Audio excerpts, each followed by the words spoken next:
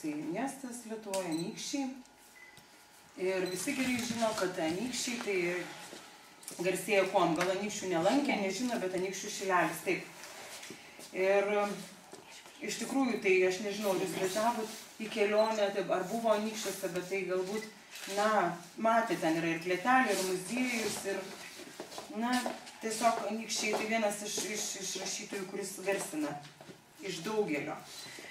Ir čia yra jo ta poema Anykščių šilelis, bet kadangi aš esu muzikantas, tai aš norėčiau ją padainuoti, todėl kad patys anykštėnai jau nebežino, kaip išreikšti tą Anykščių šilelį, jau skaitimas yra visiems pabodęs, tai todėl yra sukurta tokia melodija, bendrai, masiškai jinai sukurta ir aš keletą stulpelių padainuosiu tada.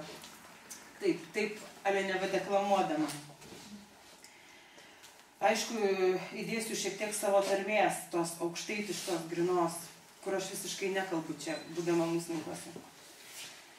Kalnai kelmuoti, pakalnas nupliki, kas jūsų grožiai seno bei neįtiki, kur toj puikybė jūsų pasidėjo, kur ramus jūsų užimas navėja.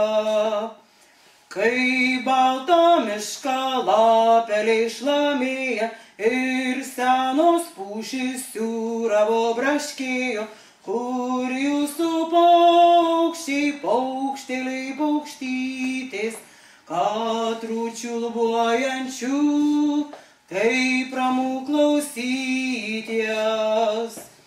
Kur jūsų žvėrys, gyvuliai, žvėreliai, kur žvėrių olos, laužai ir urveliai, visą prapuolė tik ant lauko pliko, kelias pušelas,